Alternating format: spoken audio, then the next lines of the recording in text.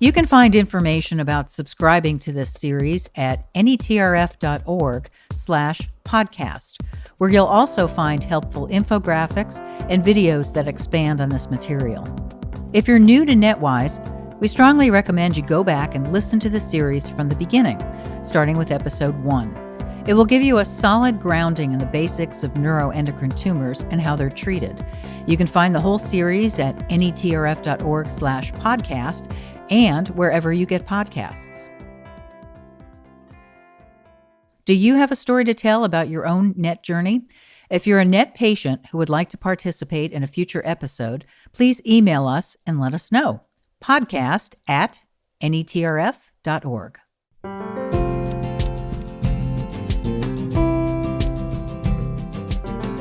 Welcome to NETWise. This is a podcast for neuroendocrine cancer patients and caregivers that presents expert information and patient perspectives.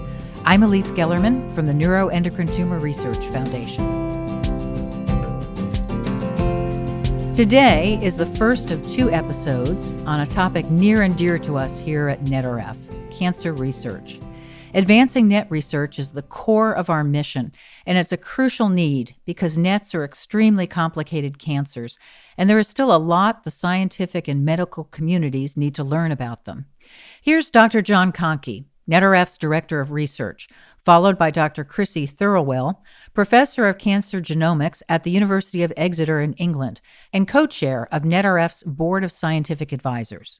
As we've learned more and more about NETs and the biology that underlies it, that biology is becoming much more complex than originally thought.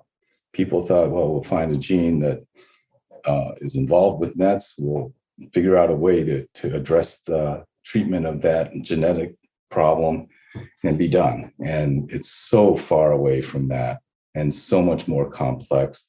These really are unique and very, very different cancers to any other cancer. And I often call them intriguing, but I could easily flip that and call them absolutely infuriating because they don't follow the rules of lots of the other cancers that I know about and that I've treated and studied over the years. So they have a very different, very, very different biology and makeup to other more common cancers.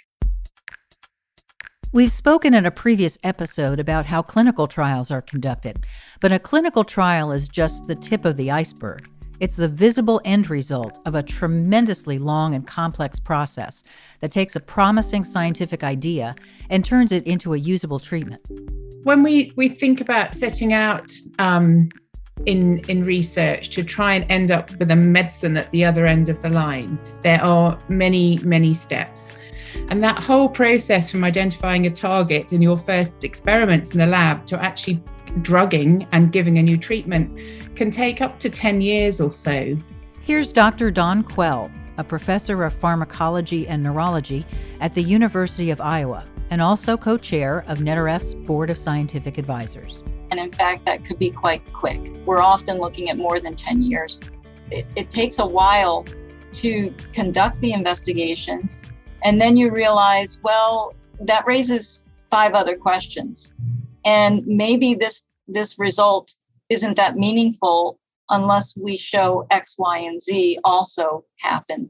And that's the way research is. Often you can choose the wrong track and you don't realize it until you've gone a few years down the road.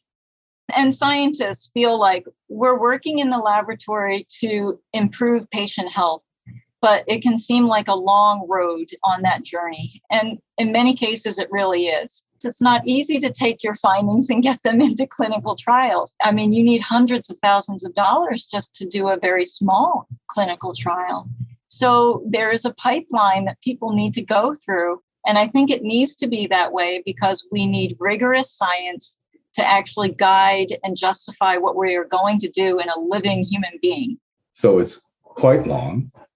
And the amount of research that it takes to lead up to that will involve many, many dead ends. Nonetheless, we have to pursue them if we're going to find the answer. This process is the subject of today's episode.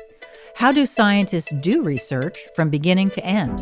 And what are some of the challenges that specifically face NET researchers as they work through that process? In science, everything starts with a question. How does that work? What would happen if we did this instead of that? Choosing the right question to ask is the first and probably most important step in the process. Here's Dr. Ramesh Shivdasani, an oncologist at the Dana-Farber Cancer Institute at Harvard University and member of NETRF's Board of Scientific Advisors. Really, everything is driven by the question. You might look at a colon cancer and say, how is this different from the normal colon? And therefore, how I might define treatments or approaches that would push the cell either back to its normal physiologic state, or how my treatment might kill the cells, the cancer cells, without permanently damaging the normal tissue. And so that would be an example of a question. And from exposure to the field, from reading, from thinking, from assimilating, you understand where the gaps are. You understand where the gap is either conceptually or factually. And you frame a question that is answerable with experimentation. How do you make sure that your idea is testable? First, it has to be a rational idea. And through discussion or thinking about it with others, you can figure out, well, that's a great idea, but it's totally impractical. We can't do that. Or that's not really a good idea. And a lot of times we have ideas and then we realize, no, that's really not good. You get ideas through analysis of what is already known. So reading the literature, talking with your colleagues, attending scientific seminars or scientific conferences. You look at what you're already doing. And a lot of us think about, what can I do in the context of what I know and this particular area? The nature of cancer is that it is a disease of uncontrolled growth. All the cells of your body have the ability to grow new cells by splitting themselves in two. This is a normal part of maintaining your healthy body. But cells built to be part of the function of our liver or pancreas or bowels or lungs or wherever sometimes lose control and divide in a way that is out of balance with the cells around them. This is what creates tumors. Cancer is dangerous, persistent tumor growth. If you think about it, what cancer is are cells that are dividing out of control, and they're spreading around and causing havoc on the rest of the function of the body.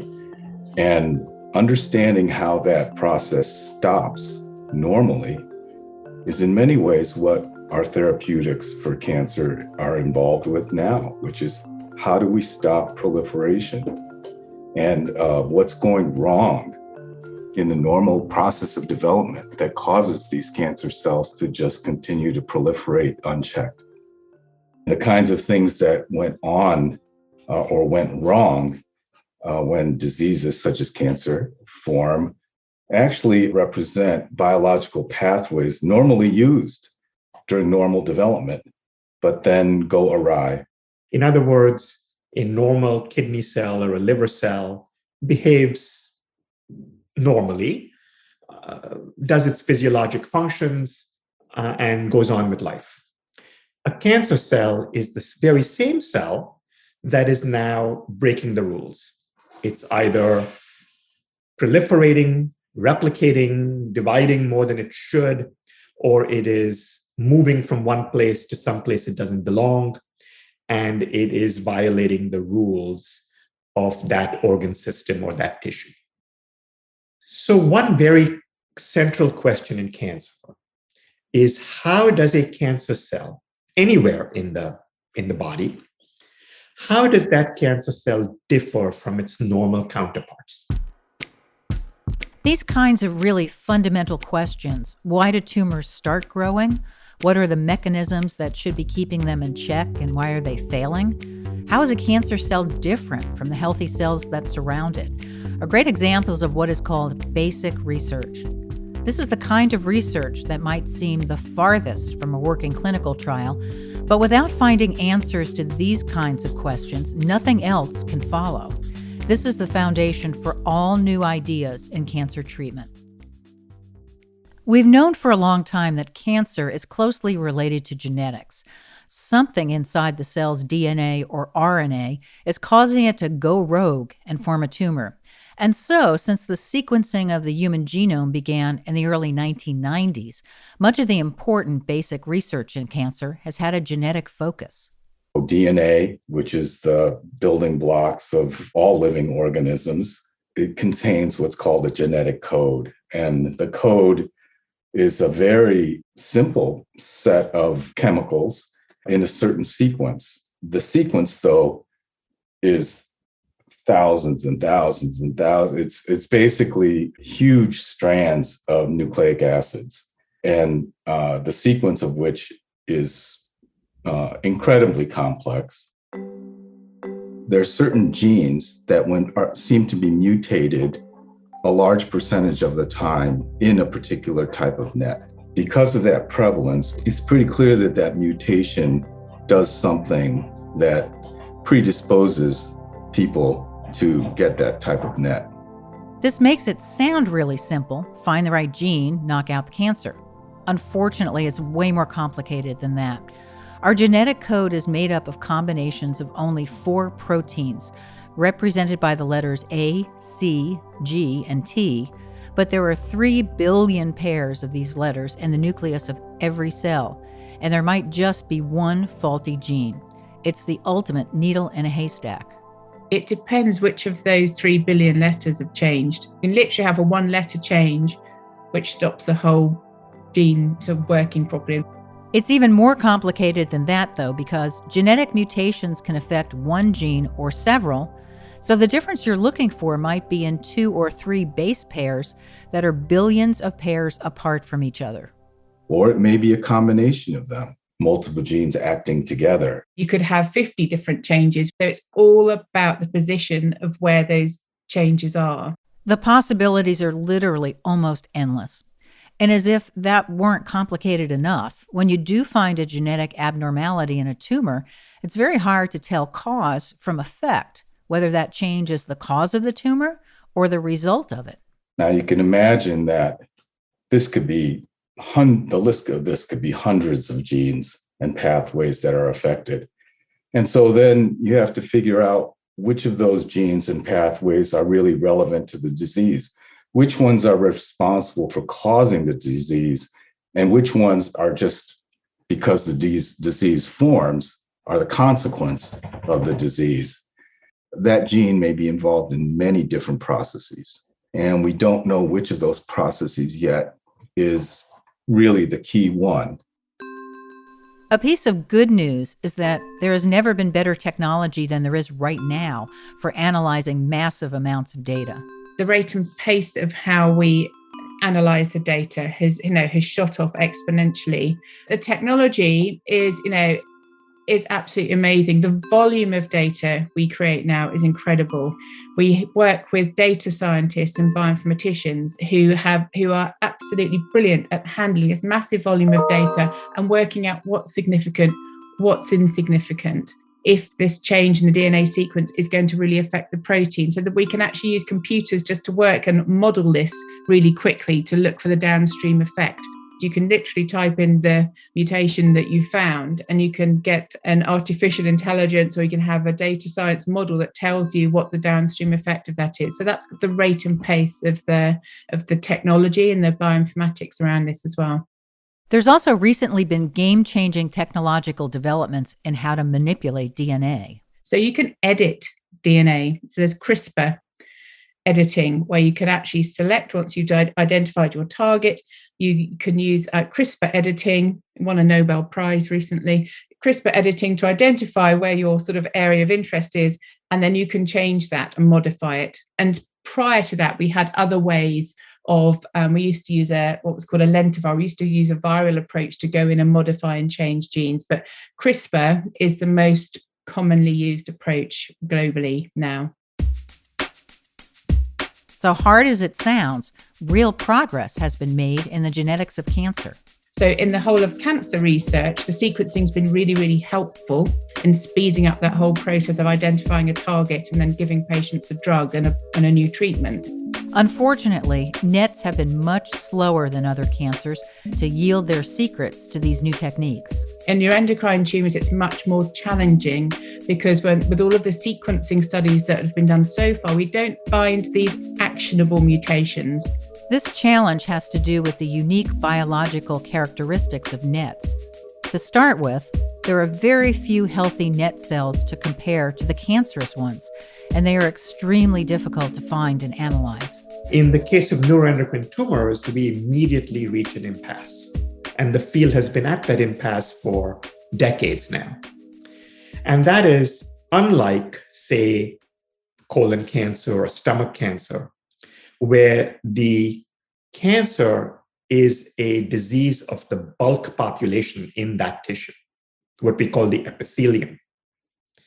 In the case of neuroendocrine tumors, the cancer has affected a cell that ordinarily occupies less than 1% or less than 0.1% of that tissue. And so if you simply want to compare the cancer to the tissue, right off the bat, you're comparing apples to oranges. In the case of your ordinary epithelial cancer, like colon cancer or stomach cancer, you're comparing Gala apples with Fuji apples.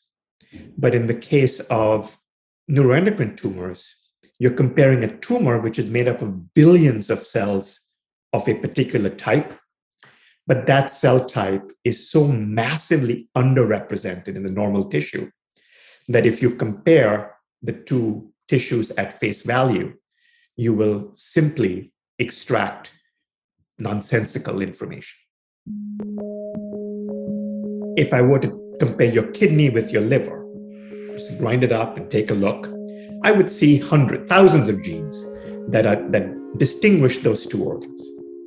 Similarly, I can take a normal colon tissue and a normal colon and a run-of-the-mill colon cancer, and I would find hundreds of differences that could get me thinking about how to tackle the problem in the clinic.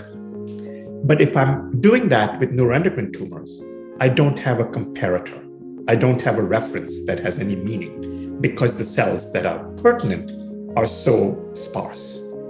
So people have tried many different approaches, all conceptually sound, but have consistently hit a brick wall because of that paucity of cells is so extreme that even if you enrich 10-fold, 20-fold, 50-fold, you're still operating with a profound limitation. Despite these limitations, though, NET researchers around the world do find actionable, testable, basic research questions, some of which are then brought to the next stage, which is called translational research. Translational means whether a finding in a simple biological system will translate into humans, moving the ideas and therapeutic strategies that are developed in non-human work and then testing them in models that, if they're successful, may justify the next step, which is trying them out in actual humans and in clinical trials. The idea here is moving an idea, translating it, from the language of biochemistry into the language of medicine. So there's a continuum, I think, of basic research and translational research, and they kind of intersect in the middle. At the far end of really basic research, that's where people are doing studies of basic processes in a cell that could be relevant to anything. Maybe just how a normal cell survives. How does maybe protein synthesis occur within a cell? How does DNA get replicated in a cell? Very basic question. And then we can identify changes that we think might be important in terms of looking after patients in the clinic. And I feel that's where the translational research starts. And then we can take it further forward. The main mechanism of translational research, and much basic research as well, is creating models, ways to approximate the behavior of human cancer cells so you can test ideas for possible treatments without having to test them on actual patients. One of the ways to do this involves what are called cell lines. So cell lines are where you have some cancer cells and you're growing them literally in a flask. You keep them warm, you give them food, you put them in a nice warm place to grow. These models are taken initially from a patient tumor. It is brought into the tissue culture room and you mince up the tumor and you treat it with enzymes that will dissociate all the cells. Then what you do is you can put those cells just into a dish. And if they form either adherent cells on the dish or they can grow in suspension, and if they are able to continue growing under those conditions, then you may have a cell line. And then in that cell line, you can knock out the target that you're interested in and see what those cells do. They might die, they might grow faster. Now, there's a lot you can do with those kinds of tumor cell lines. And we can test scads of different drugs and things on whether or not they'll kill those cells or not. An interesting thing about cell lines is that they really only work because the cells involved are cancerous and therefore growing at an abnormally fast rate. Normal cells, if you were to take them out of a tissue and put them in a dish, they can only grow and divide maybe 10 or 20 times, and then they die. But tumor cells have an advantage because they're already transformed. And so they have an advantage and ability, hopefully, to be immortal and to continue growing in culture. When this works well, these cell lines are called immortal, meaning they can be kept alive indefinitely and also divided up into multiple cell lines for use by researchers around the world. But the propagation of cell lines is more difficult in NETs than in many other kinds of cancer. Because the most common forms of neuroendocrine tumors grow very slowly, they are closer to the behavior of normal cells than more aggressive cancers. And therefore, it's very hard to turn them into viable cell lines. It's quite easy to create cell lines in lung cancer because they grow really quite quickly. With the neuroendocrine tumor cell lines, it's just been a huge challenge. But people have been trying this. My lab tried it for several years. We thought we had a few going, but after 4 to 5 months, they kind of stopped growing on us and we lost them. So you can't actually then work out or study the biology to see if your target is making things grow faster or slower because they sit there for 3 weeks and then they die. And I think that just reflects the indolent and quite slow growing nature of some of the neuroendocrine tumors. And they seem to have very particular requirements to get them going. So I think there's been a lot of effort by those in the field. I think we're starting to overcome it, but we're not there yet. While there are hundreds of viable cell lines currently being used for other kinds of cancer, for neuroendocrine tumors, there are currently only 3. All 3 were developed from pancreatic NETs and therefore only represent one segment of the NET community. We have 2 cell lines that have been around for 30 years. They represent non-functional pancreatic NETs, which are the majority of the tumors seen in patients. But what people don't like about them is they grow so rapidly, more grade 3 like, which is not like the typical tumor cell from the patient. Most recently, in the past 3 years, we had a 3rd cell line that was added. The newest line that was developed reflects an insulinoma cell line. So this is a functional pancreatic NET cell, not the most common type of tumor seen in patients. I hope that we will develop more sustainable cell lines. While the quest for more and better NET cell lines continues, another technology has been used to generate NET cells for study. These are different kinds of human cell cultures called organoids and spheroids. Organoids and spheroids represent another opportunity in the field, and we have seen really wonderful developments. Unlike in cell cultures, these are portions of human tumors that have been removed and grown as miniature blocks of tissue, preserving both cancer cells and some of the other kinds of cells that surround them, mimicking the biological environment where they came from. The big advantage with these is that they come directly out of a patient.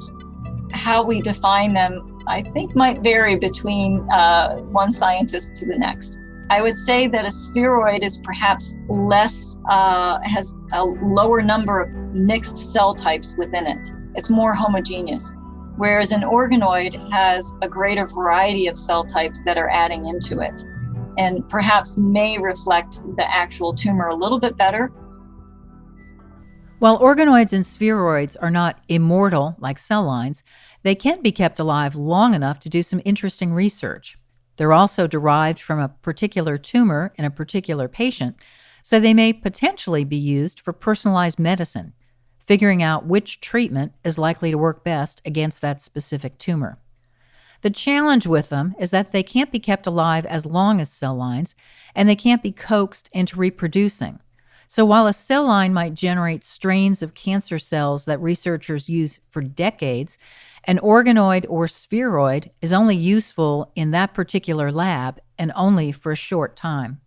The sustainability of those spheroids and organoids is the issue. We can't propagate them. We can generate them, but they often just sit there and they can be viable for 9 months, but they aren't growing and they aren't able to be propagated so we could take one well and make it into 10 wells and so on. So we have a limited window of opportunity to do analyses on the spheroids and organoids right now. And I think there's a lot of effort across the globe trying to figure out what do we give these cells to make them grow better so that we can propagate them more effectively.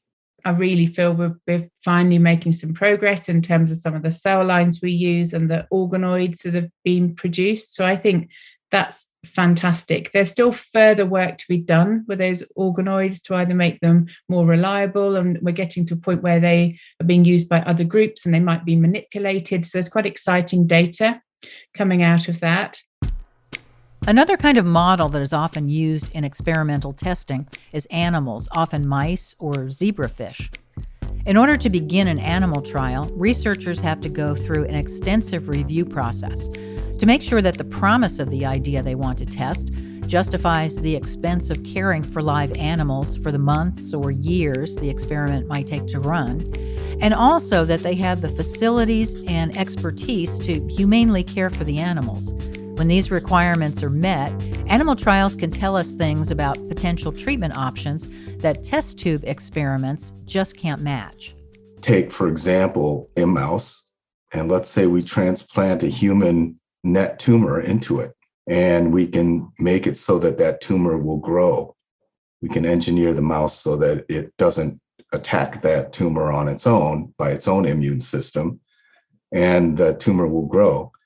And then we can see whether or not we can inject that animal with or treat it with certain drugs. You can turn genes on and off in mice, either at a very high level in terms of the genes that are in every single cell of the body, or you can use mechanisms to turn them off in the bowel or in the pancreas or places like that to learn more about that biology. So that makes it a great model system that replicates the human disease in one context and gives us a way to test our ideas.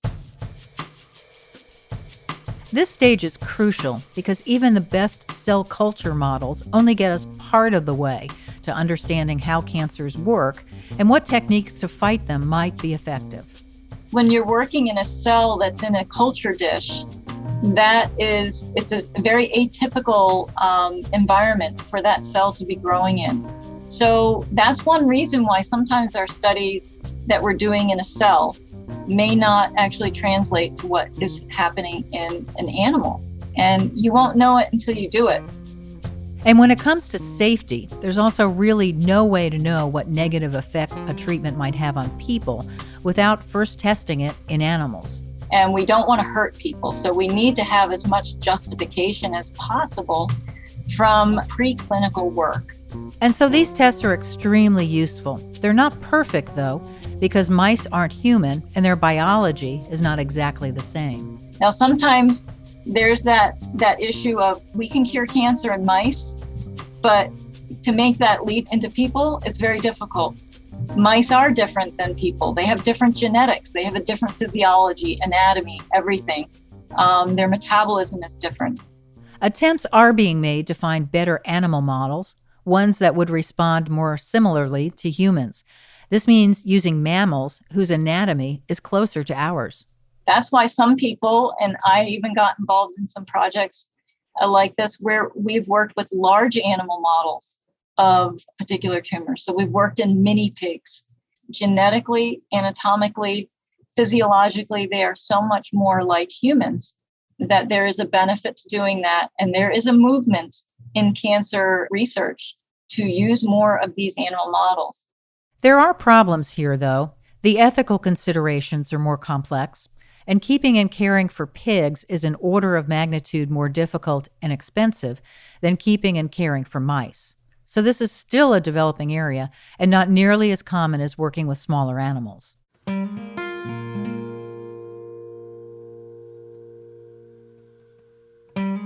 The next step, if something continues to work well in animal testing, is to move to clinical trials, where new treatments are tested in people.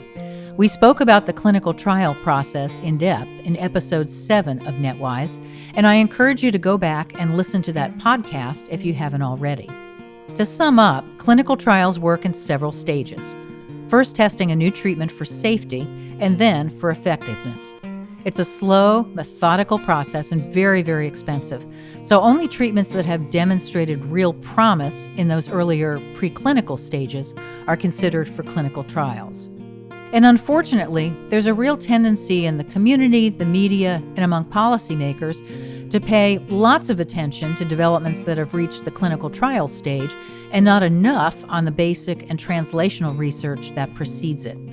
Clinical trials are just the last stage of the process, and they cannot happen without years of careful preclinical work, which is often underappreciated and underfunded. We are all probably wired for instant gratification. And I'm continually struck by even the most well-meaning and educated and sophisticated patients or donors. Tell me, doctor, what's going to be a clinical trial next year or this year? What can I do to push that envelope? With actually a very limited awareness that the vast majority of clinical trials fail. An overwhelming majority of clinical trials fail. And the reason they fail is not because the intentions were bad or the experiment was designed poorly. It's because the foundations on which they are based are spartan. If you don't really know what the problem consists of, you can only frame the question with what you know. And often these questions in the clinical trial setting are naive or simplistic because that foundation of basic understanding is limited. So basic research acknowledges that you lay a foundation literally brick by brick, stone by stone, with the idea that the concepts that come out from that are fundamentally related to the root cause of a disease. And every major advance in medicine has come from that deep understanding. And you won't know it until you do it. There's really no good way to predict whether it's going to work. So you just have to do the experiment. And this is why NETRF has always made this basic research the core of what we support, because this is where the next important treatment for NETs may come from. It's not easy, though. You may have noticed a pattern in this episode. At every step of this process, there is either something about the nature of NETs or the practical realities of funding science that makes it challenging to do basic and translational research. The truth is, while there are more good laboratory models for NETs than there have ever been, there are far fewer than we need. There's been a lack of models in NET research, and it serves as a bottleneck for being able to test which pathways and what genes and what processes are really relevant to NET formation.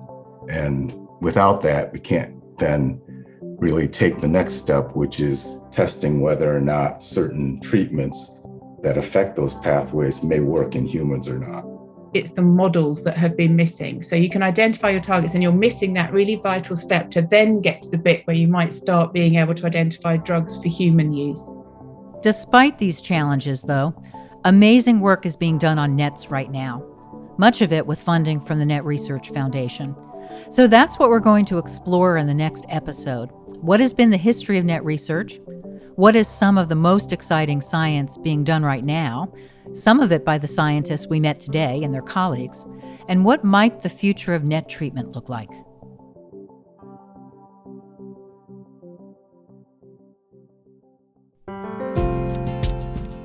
Thanks for listening to NETWise. I'm Elise Gellerman, CEO of the NET Research Foundation.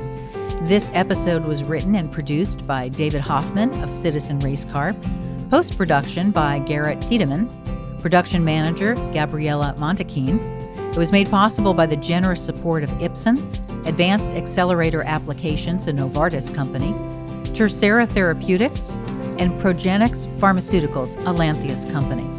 Special thanks to everyone we interviewed for this episode. We are grateful for your expertise. This is a production of the Neuroendocrine Tumor Research Foundation. We're committed to improving the lives of patients, families, and caregivers affected by neuroendocrine cancer by funding research to discover cures and more effective treatments, and providing information and educational resources. Please visit us at NETRF.org.